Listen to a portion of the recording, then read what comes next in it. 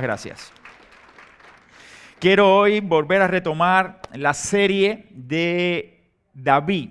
No sé cuántos de ustedes tuvieron la oportunidad de compartir a principios del año 2020 algunos de los mensajes que tuvimos acá en el templo sobre la vida del rey David. Recuerdo que esa fue una etapa donde estábamos ya a principio, es decir, a principio de la pandemia y al final de la etapa de no pandemia. Porque la serie la comenzamos en el mes de febrero del año 2020 y la culminamos, nos tuvimos que cerrarla porque a partir del mes de marzo, cuando íbamos a continuar predicando sobre el rey David, sobre la vida de este gran hombre de Dios, entonces tuvimos que frenar todo y comenzar a transmitir por internet, para usar las redes para poder llegar a ustedes, porque no había manera de que pudiéramos congregarnos durante ese tiempo donde ya todo el mundo estaba recogido en casa, producto a todo este asunto del COVID. Damos gracias a Dios porque por lo menos tuvimos la oportunidad de comenzar la serie, aunque no la terminamos, y ahora vamos a continuar y vamos a estar recapitulando algunas ideas importantes que yo creo que van a ser de bendición y utilidad para nosotros para poder actualizarnos sobre todo lo que estábamos hablando anteriormente. Sé que algunos de ustedes ni siquiera estuvieron en el primer mensaje que tuvimos en la serie, otros sí. Fueron 4 mensajes de la serie, este va a ser el número 5, y estos 4 mensajes de la serie tocamos varias temáticas donde vamos a estar tratando de llevarlos a ustedes al conocimiento y al punto donde podamos hacer una continuidad de todo lo que veníamos trayendo. Quiero invitarles a buscar en sus Biblias ahora, donde vamos a estar compartiendo en el capítulo 16 del primer libro de Samuel. Primer libro de Samuel, capítulo 16. Y les voy a invitar a ponerse en pie, si ustedes son muy amables en hacerlo, por favor, les invito a ponerse en pie y vamos a leer la palabra de nuestro Señor. Y vamos a leer los versículos del 1 al 5. Aquí aparece del 1 al 4. Disculpen que no lo rectifiqué, pero es capítulo 16, versículos del 1 al 5. Pueden buscar en sus Biblias, abrirlas, y dice la palabra del Señor lo siguiente en este pasaje. ¿Lo tenemos? Amén. Dice así la palabra del Señor. Dijo Jehová a Samuel: ¿hasta cuándo llorarás a Saúl, habiéndolo yo desechado para que no reine sobre Israel? Llena tu cuerno de aceite y ven, te enviaré a Isaí de Belén, porque de sus hijos me he provisto de rey. Y dijo Samuel: ¿cómo iré? Si Saúl lo supiera, me mataría. Jehová respondió: toma contigo una becerra de la vacada y di: ofrecer sacrificio a Jehová he venido. Y llama a Isaí al sacrificio, y yo te enseñaré lo que has de hacer, y me ungirás al que yo te dijere. Hizo pues Samuel como le dijo Jehová, y luego que él llegó a Belén, los ancianos de la ciudad salieron a recibirle con miedo y dijeron: ¿es pacífica tu venida? Él respondió: sí, vengo a ofrecer sacrificio a Jehová. Santificaos y venid conmigo al sacrificio. Y santificando él a Isaí y a sus hijos, los llamó al sacrificio. Vamos a orar. Señor, gracias por tu palabra y gracias por la oportunidad que tenemos de poder exponerla. Bendice, Señor, este tiempo y que también nosotros podamos ser edificados por cada una de las enseñanzas que vamos a estar compartiendo en este tiempo. En el nombre de Jesucristo te lo pedimos humildemente. Amén y amén. Pueden sentarse, mis hermanos. Gracias. Como bien les estaba contando, ustedes ya, para que se ubiquen en el contexto, recordar que los primeros 3 reyes que tuvo Israel pudieron mantener el reino de Israel unido. El primer rey que tuvo Israel fue Saúl, el rey Saúl. El rey Saúl vino a reinar sobre Israel debido a que el pueblo quería ser como los demás pueblos que estaban a su alrededor.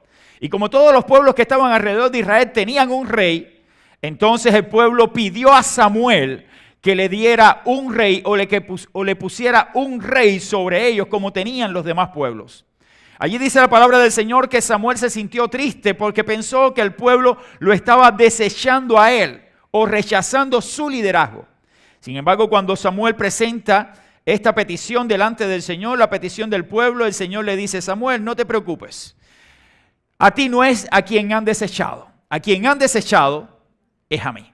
El pueblo de Israel estaba desechando el reinado que tenía Dios sobre su pueblo, que era una teocracia. Dios regía y dirigía todo Israel con su poder. Ahora el pueblo de Israel quería ser como los demás. Y de ahí entonces eligen a un rey. El rey fue visto por Dios y Dios permitió que viniera Saúl a reinar. Pero Saúl vino a reinar con ciertas características que deseaban los habitantes de Israel que tuvieran. Y ellos observaron al hombre, pero no miraron el corazón del hombre. Por eso es que Saúl fue un rey elegido por ellos. No fue un rey elegido por Dios. Aunque Dios permitió que Saúl fuera ungido, aunque Dios permitió que Saúl fuera el rey, no quiere decir de que era el hombre que Dios tenía para Israel. De ahí viene el primer reinado sobre Israel, Saúl. Saúl vino a reinar sobre el pueblo de Israel. Un hombre con ciertas características humanas, un hombre alto, un hombre fuerte, un hombre con características que cualquiera de los que estaban habitando allí deseaban que fuera su rey. Así eligieron al rey Saúl. Pasó el tiempo. Y cuando pasó el tiempo vinieron problemas con Saúl. Saúl comenzó a tomar decisiones que no eran correctas. Y Saúl en una ocasión, cuando Dios le había hablado a Samuel de que tenía que cumplir tal como le estaba dando él las instrucciones, Saúl no cumple las instrucciones de Dios y viola un pacto exactamente que Dios había establecido con él de algo que Dios quería que él hiciera y no hizo. Desde ese mismo momento, dice la palabra del Señor que Dios desecha al rey Saúl. Y desecha al rey Saúl de tal manera de que ya Dios no quería que el rey Saúl fuera el rey. Y de ahí entonces viene este pasaje, capítulo 16. Dios, por medio de Samuel, va a ungir a un nuevo rey. Lo interesante de toda la historia es que cuando el rey David es ungido como el rey de Israel, todavía estaba reinando el rey Saúl. Y Saúl era el que regía todos los escuadrones de Israel. Saúl era el que reinaba sobre todo Israel. Pero ya Dios había desechado a Saúl. Dios había desechado a Saúl. Todo parece indicar de que Samuel tenía una muy buena relación con Saúl. Porque cuando Dios desecha a Saúl, la palabra del Señor nos enseña que se entristece Samuel porque ya Dios no quería tener parte con Saúl. Y ese entristecimiento de Samuel llega al punto en que Samuel llora por Saúl. Llora porque Dios había desechado al rey Saúl. Y ahí es cuando la palabra del Señor nos dice que claramente Dios le habla a Samuel y le dice estas palabras: ¿hasta cuándo llorarás a Saúl, habiéndolo yo desechado para que no reine sobre Israel? Y entonces le dice a Samuel: llena tu cuerno de aceite y ven, te enviaré a Isaí, a Belén, porque de sus hijos me he provisto de rey. Hay algo que estaba pasando en la vida de Samuel que nosotros no podemos entender. Algo que quizás pueda pasar por la vida y por la mente nuestra también en un momento determinado cuando nosotros tenemos cierto afecto sobre una persona, y en este caso era Samuel sobre Saúl. Pero Samuel no entendía el por qué Dios tenía que desechar por un acto de desobediencia, pero Dios había desechado completamente a Saúl. La palabra del Señor nos enseña claramente de que aquí en este momento, después de que Saúl es desechado, Samuel obedece y va a hacer lo que Dios le había mandado. De aquí sale la primera enseñanza que nosotros queremos compartir con ustedes en este día. Y la primera enseñanza, después de ver el título, que ustedes pueden verlo allí, David, un hombre puesto por Dios. David, un hombre puesto por Dios. Hay una primera enseñanza que queremos compartir. Y la primera enseñanza es la siguiente: debemos obedecer a Dios aunque su plan sea contrario a lo que muchas veces pensamos. ¿Y por qué digo todo esto? Porque cuando uno lee la palabra y las escrituras, uno se da cuenta de que en el caso de Saúl, Dios había desechado a Saúl, pero Samuel todavía no entendía Samuel no se contentaba, estaba triste por la decisión de Dios con respecto al ungido de él, que era el rey Saúl. Y en esto estaba entonces la disyuntiva, ¿por qué razón Dios está haciendo esto? Y quizás Samuel lo que quería era que Saúl continuara reinando. Quizás Samuel lo que quería era que Saúl continuara siendo el rey sobre todo Israel porque Dios lo había ungido. Y Dios dijo, no. Por eso es que este punto, esta enseñanza debemos siempre acatarla. Debemos obedecer a Dios, aunque su plan sea contrario a lo que pensamos. Samuel pensaba que Saúl debía permanecer porque lloró por él, pero el plan de Dios era otro. El plan de Dios era ungir a un nuevo rey para que sustituyera al rey Saúl. Muchas veces no vamos a entender el plan y la dirección de Dios con respecto a sus caminos. Muchas veces nosotros simplemente tenemos que obedecer y seguir. Ejemplo de esto lo vemos en las Escrituras cuando Dios llamó a Abraham. Cuando estaba allí en Ur de los Caldeos y después llegó a Harán y le dijo, sal de tu tierra y de tu parental a la tierra que yo te mostraré. ¿Acaso Abraham no pudiera haber pensado, Señor, pero ¿por qué tengo que ir a otra tierra si aquí estoy cómodo? ¿Por qué tengo que ir a donde tú me estás mandando si aquí yo puedo levantar una descendencia? De aquí yo puedo hacer una gran nación, de aquí mismo, donde estoy. ¿Por qué tengo que ir a donde tú me mandas? Y ahí se muestra de que los pensamientos de Dios no son nuestros pensamientos, como dice Isaías. Porque los pensamientos de Dios son más grandes que nuestros pensamientos y sus caminos son más altos que nuestros caminos, porque Dios divisa el futuro. Dios ve más allá de lo que nosotros podemos ver. Y eso se muestra claramente en las Escrituras por esta decisión de Dios al desechar a Saúl y a tomar como una referencia para su reinado al rey David. Entonces, mis hermanos, claramente las Escrituras nos enseñan a obedecer a Dios por encima de lo que nosotros tenemos como sentimientos en nuestro corazón. Porque dice la Biblia que el corazón es engañoso. Es engañoso. Y lo que sale del corazón muchas veces no es el plan y el propósito de Dios. Por eso es que tenemos que estar bajo el dominio, bajo la provisión, bajo el cuidado del Todopoderoso para poder tomar decisiones correctas en cada uno de nuestros momentos difíciles. De ahí surge entonces una situación. Después que Samuel llega allí al lugar donde estaba la familia de David, estando Samuel ya en casa de Isaí, casi Samuel cae en el mismo problema que tuvo cuando fue elegido Saúl, rey sobre Israel. Parece que la situación de observar al hombre, ver las características del hombre, era algo muy común en aquel tiempo. Pero Dios estaba tratando de abrirle los ojos a Samuel para que se diera cuenta de que lo que veía en sus ojos no era lo más importante. Que habían otras cosas que tenía que Samuel buscar de Dios para que pudiera interiorizar el plan y el cuidado de Dios para con su pueblo. De ahí surgieron algunas cosas. Dice la palabra del Señor en este mismo pasaje del capítulo 16, y usted lo puede leer en casa completo.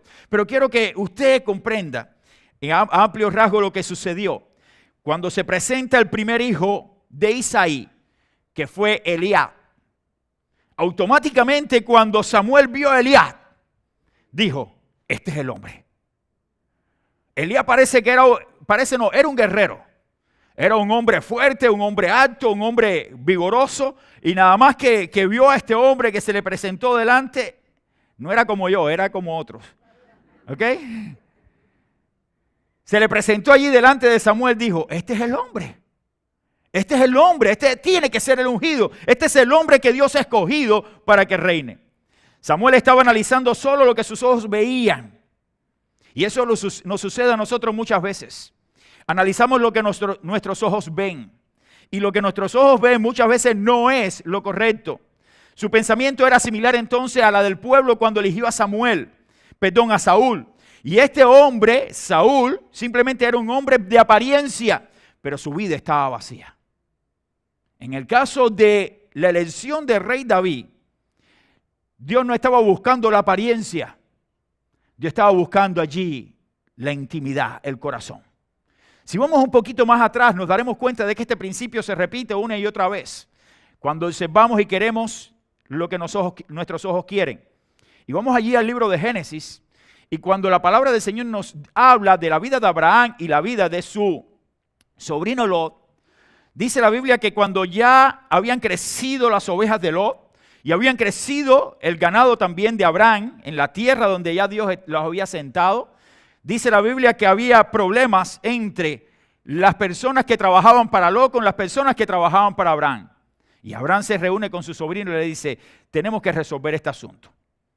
Este asunto tenemos que resolverlo entre nosotros porque nosotros somos la familia.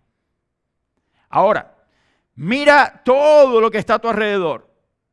Si tú escoges ir para este lugar, yo escogeré ir para este otro lugar.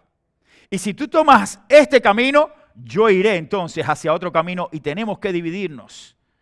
Pero es momento de tomar la decisión. Y entonces, en este caso, Lot no le dejó escoger a su tío. Yo creo que Lot pudiera haber dicho, tío, escoge tú. Porque tú eres la persona que me ha traído hasta acá.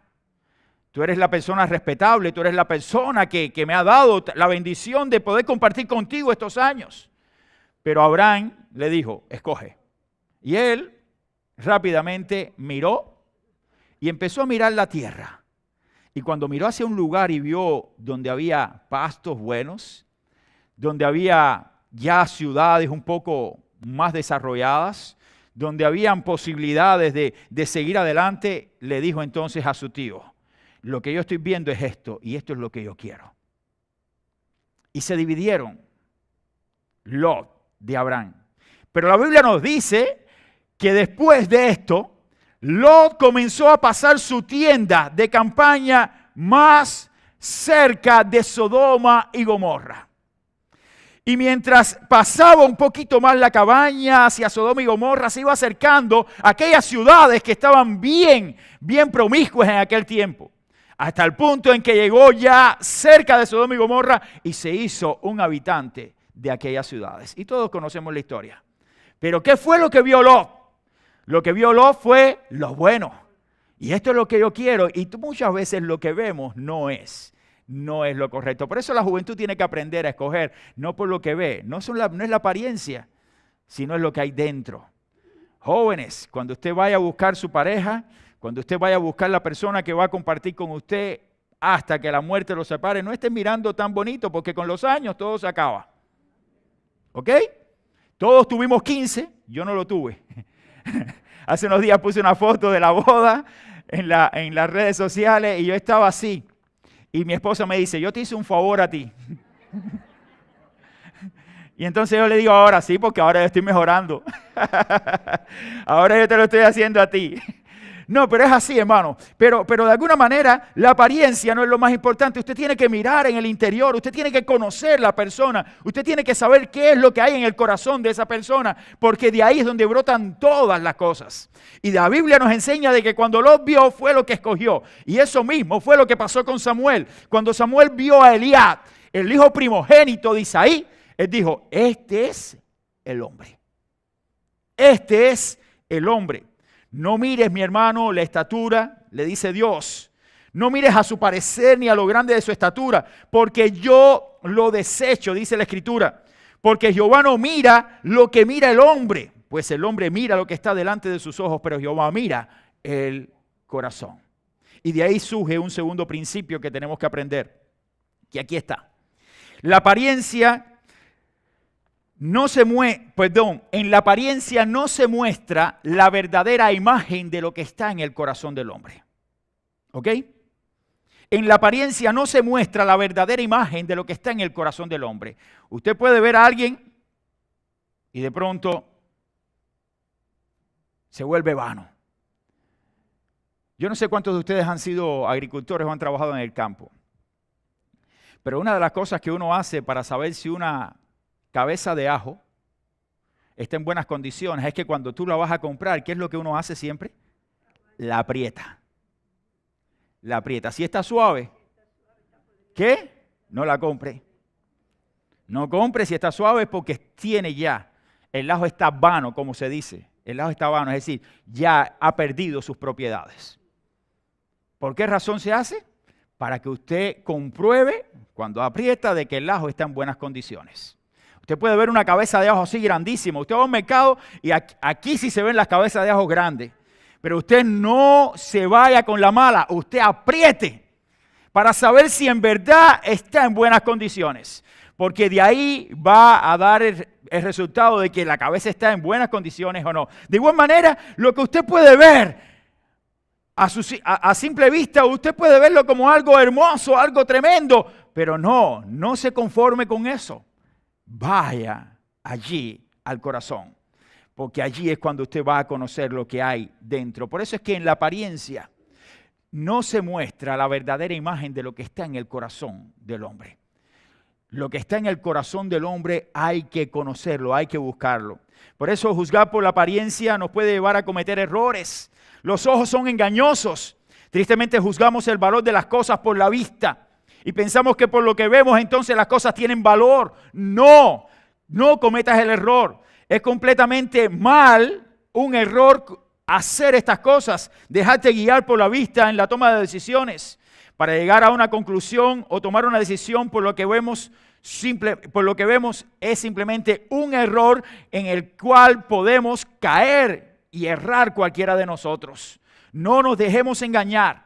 Hay enseñanzas claras de las Escrituras donde nosotros podemos ver que la vista, lo que vemos, no es bueno. La misma palabra del Señor nos enseña que andamos por fe y no por vista.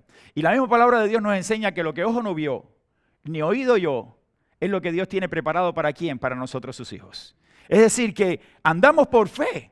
Las personas de este mundo están constantemente diciéndonos, muéstrame para creer. Y la Biblia te dice, no te voy a mostrar, tú tienes que tener fe. Y cuando tú tengas la fe, yo te voy a mostrar para que tú creas que yo verdaderamente existo. Por eso es que Dios no se deja manipular por el ser humano cuando el ser humano le dice, muéstrame. Y lo ha hecho en una y otra ocasión con cualquier otro hermano que hemos conocido testimonio de que le han pedido evidencia y Dios se la ha mostrado. Pero Dios no actúa así generalmente. Dios quiere que usted tenga la fe suficiente para ver lo que Él puede hacer. Y cuando usted deposita su confianza en el Señor, usted puede ver cosas extraordinariamente grandes que Dios hace. Por eso la apariencia es engañosa, mi querido hermano. No se fije en la apariencia. La apariencia te puede llevar a un camino sin salida. Es como dice también allí el libro de Proverbios, que hay caminos que al hombre parecen derechos, pero su fin es camino de muerte. ¿Por qué? Porque aparentemente este es el buen camino. Este es el camino correcto, la apariencia del camino es bueno, pero cuando tú vas a la palabra dice que el camino estrecho es el camino que te va a llevar a la vida eterna. Pero ¿cuál es el camino que las personas quieren buscar? El camino ancho es de la apariencia. El camino ancho, el camino que tú puedes andar y puedes hacer y puedes ser libre aparentemente en esta vida. Y vas simplemente camino a la perdición, a tu propia destrucción. No es lo que usted ve lo que es bueno en muchas ocasiones. Las apariencias, como dice un refrán, engañan. Las apariencias engañan. Después de ver estos dos principios, entonces surge una situación. Viene una etapa en la vida del rey David, que quiero ubicarlos también en ese contexto, que vamos a llamarle la etapa de formación del carácter de David. Este es un punto que queremos estar tratando. Etapa de formación del carácter de David. En esta etapa de formación del carácter ya Dios había ungido al rey David. Recordemos que en el capítulo 16 que leímos hace unos instantes, si usted lo lee completo, Dios unge al rey David. David es el muchacho que estaba en el campo pastoreando y después de que todos los hijos de Isaí pasaron por la presencia de Samuel, Samuel le dice entonces allí a Isaí, ¿no hay otro? ¿Estos son todos tus hijos? Y entonces ahí estaba Isaí y le dice, sí, yo tengo uno más que es David, pero ¿será necesario traerlo? Estos son mis hijos, los guerreros, porque David es un pequeño pastor que está por allá. Y entonces Samuel le dice, tráemelo. Y allá fue Isaí a mandar a buscar. Mandó a buscar a su hijo David. Y cuando venía aquel muchachito, yo pienso que venía hasta corriendo y dice, papi, ¿qué pasó? ¿Qué pasó? Nada más que Samuel lo vio. Dijo, este es el hombre. Porque ya Samuel no estaba mirando lo que estaba mirando anteriormente. Ya Samuel estaba mirando con los ojos de Dios. Samuel estaba mirando la persona, el corazón de la persona. Samuel estaba mirando en el interior, Samuel no estaba mirando la apariencia. Y verdaderamente David era un muchacho, vamos a decirlo como decimos nosotros en el algo, un muchacho bonitillo, era de buen semblante, era una cara agradable, pero no era nada grande. Era un muchacho jovencito con características de, no sé, no era un gran guerrero reconocido. Había defendido ahí a sus ovejas de los leones, de los osos, pero nadie conocido. Un desconocido en aquel momento. Pero los demás hijos que habían pasado, habían 3 que eran del ejército del rey Saúl. Eran personas de guerra, personas que podían tomar el mando, pero no era ese que Dios quería. Dios quería a David, porque Dios sabía quién era David. Porque Dios conocía el interior de David. Y viene una etapa de formación de carácter de David a partir de este momento, porque David es ungido. Y cuando viene el ungimiento de David, le empezaron a llegar sobre David una serie de situaciones que nosotros decimos, vienen de carambola, vienen de añadidura. Él no quería que pasaran y comenzaron a pasar cosas con David. Lo primero que sucede es que David era un tremendo cantor. Y además era un tremendo compositor. Un músico, tocaba el arpa y allí cuando estaba con las ovejas, yo pienso que se deleitaba alabando el nombre de Dios y cantaba y sacó hermosos salmos durante esa etapa donde él estaba pastoreando y donde él podía estar allí en comunión con Dios. Y dice la palabra del Señor que Saúl ya en esta etapa comienza a tener una decadencia en su vida al punto de que comenzó a venir un espíritu inmundo sobre la vida de Saúl. Y cuando supieron de que David era el que tocaba, Saúl no sabía ni quién era David. Saúl no sabía de que había sido ungido como rey. Saúl no sabía ninguna de estas cosas, pero mandan a buscar a David para que le tocara el arpa. ¿Cómo Dios va entrelazando las cosas? No son casualidades ni coincidencias, es el plan divino. Dios sabía que tenía que ser David el sustituto, el que iba a tomar el reino. Pero Dios sabía que David tenía que prepararse y tenía entonces que comenzar a formar su carácter para poder reinar. Y David en el campo no iba a poder reinar. David en el campo no iba a saber cómo poder reinar a un pueblo, a una nación. ¿Y cómo lo hizo entonces? Tomó a David del pastoreo de ovejas y lo llevó nada más y nada menos que a la presencia del rey. Para que a partir de ese momento comenzara un tiempo de instrucción para el rey David. Fue en esa etapa donde David también va y pelea contra Goliat. Fue en esa etapa donde David vence al gigante Goliat. En esa etapa ya después de ser ungido.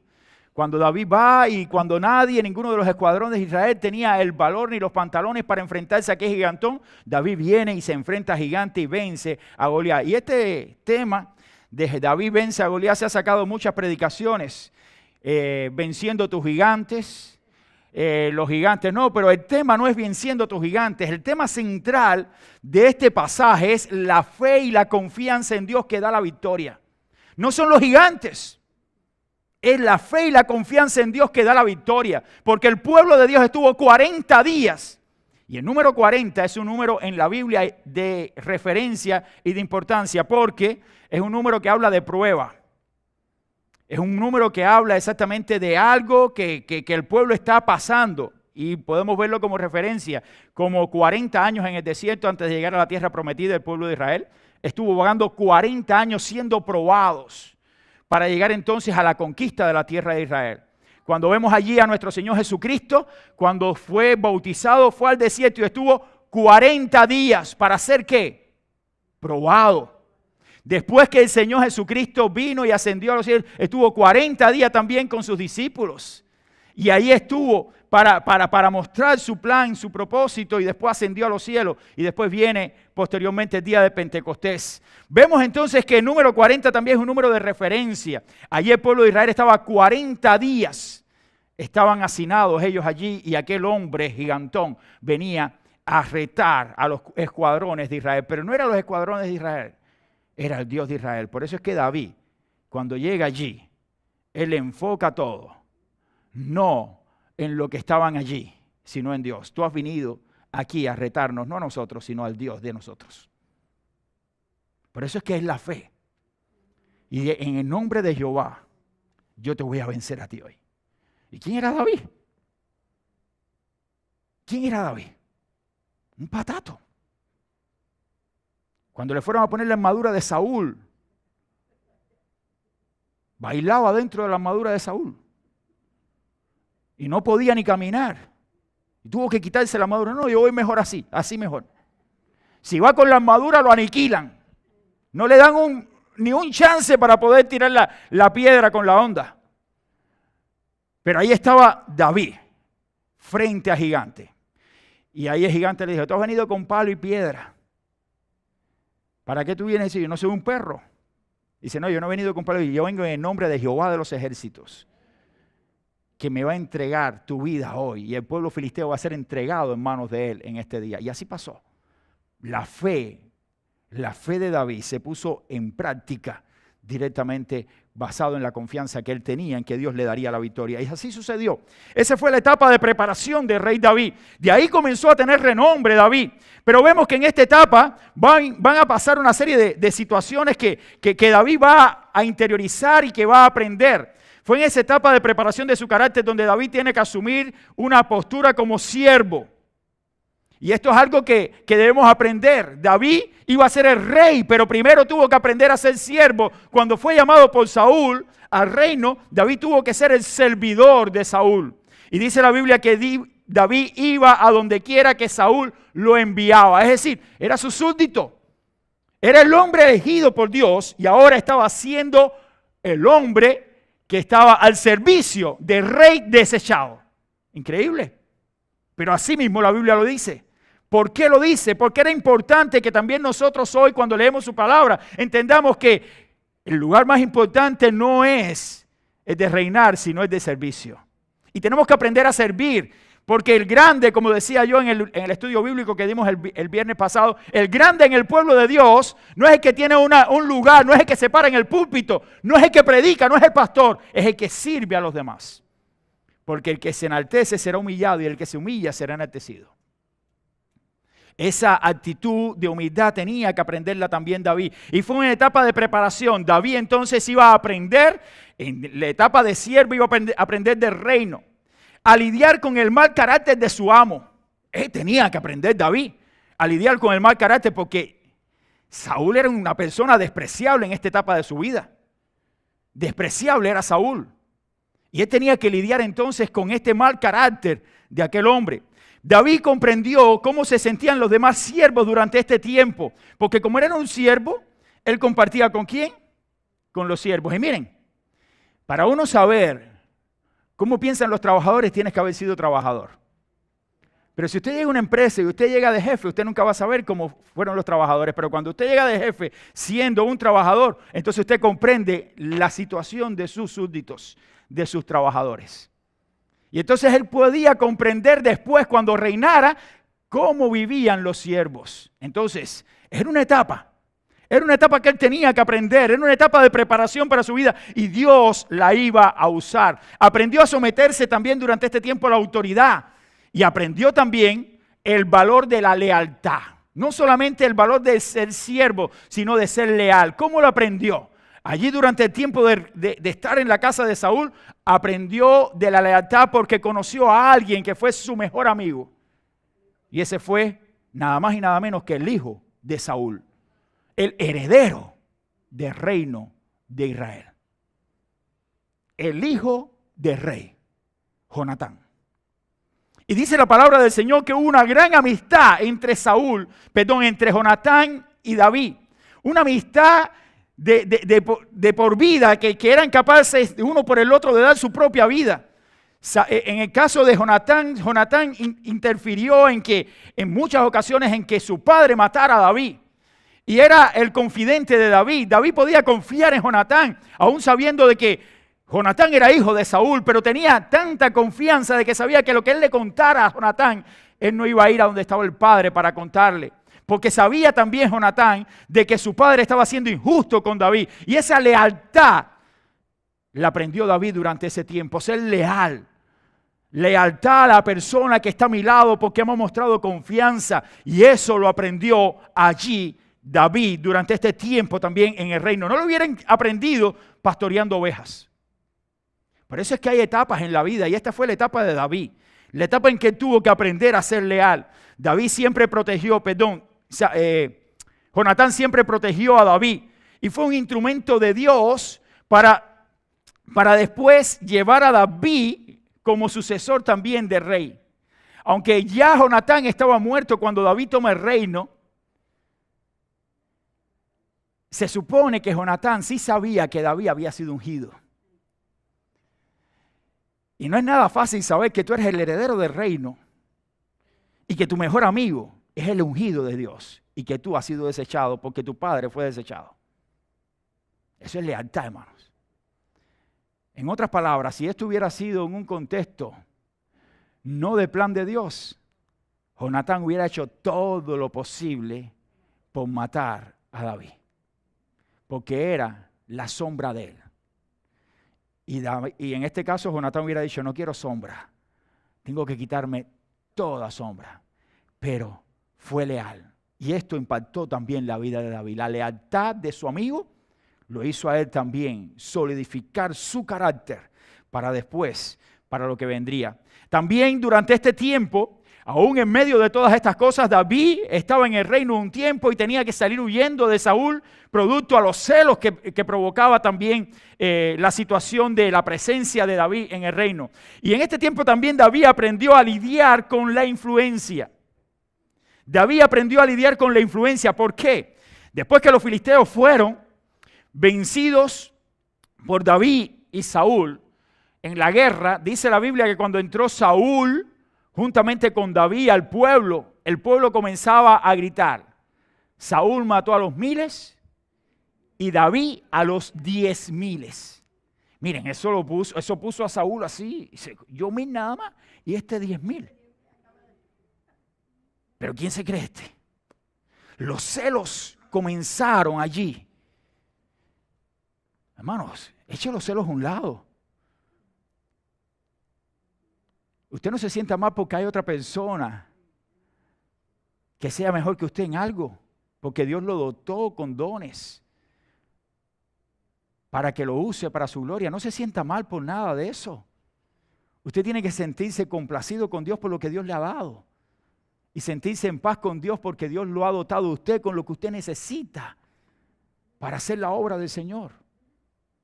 Estos eran celos producto simplemente al corazón de Saúl, que era un corazón que ya no estaba gobernado por Dios. Y comenzó entonces a ser dirigido en un camino diferente, en este caso Saúl. Por eso es que la Biblia nos enseña que David durante este tiempo aprendió a lidiar con esa influencia, al darse cuenta de que la influencia te puede llevar a los celos. Y él decía, esto no puede pasarme a mí. Él tenía que aprender ahora que en algún momento, si Dios lo había ungido, Dios lo iba a poner y que iba a haber personas también, guerreros a su alrededor, que iban a estar también al pie de lucha y que eran hombres extraordinarios y que los celos no podían dominarlo. Y él tenía que aprender. Era un tiempo de aprendizaje para que él pudiera lidiar después con humildad y mantenerse con integridad delante del Señor. Querido hermano, todas estas cosas las podemos ver en la vida de David hasta este momento. La próxima semana nosotros vamos a estar indagando un poquito más acerca de la vida de David. Pero hay muchas conclusiones que podemos llevar hoy, pero hay 3 que yo quiero dejarles a ustedes, que las voy a dejar aquí en la pantalla. Después de haber analizado todos estos sucesos de la vida de David, llegamos a las siguientes conclusiones. La primera de ellas, debemos obedecer a Dios aunque su plan sea diferente a lo que pensamos. Y esto lo aprendemos de Samuel. Samuel quizás no quería que fuera sustituido Saúl y lloró por Saúl, pero el plan de Dios era que sucediera. Y el plan de Dios es perfecto. Él tenía que acatar el plan de Dios y someterse al plan de Dios. Lo segundo es que en la apariencia no se muestra la verdadera imagen de lo que está en el corazón del hombre. No se guíe por las apariencias. Las apariencias muchas veces pueden engañarnos. Y lo tercero es que Dios usa diferentes circunstancias para formar y fortalecer nuestro carácter. No lo dudes. Dios va a pulir a los hijos que son de Él. Los va a pulir. Y los va a zarandear, y los va a probar, y va a probar su fe, y los va a llevar allí hasta lo más sumo, como lo hizo con Job. Y después lo va a levantar, y le va a dar todas las bendiciones que Él quiere, pero que van a venir pruebas, que vamos a tener que aprender en la vida cristiana acerca de muchas cosas que son necesarias para crecer en nuestro conocimiento de Dios, pasarán. Pero lo que sí puedes estar seguro es que ningún cristiano que ame a Dios puede decir que no vendrán pruebas. Todo cristiano que ama a Dios tendrá pruebas. ¿Por qué?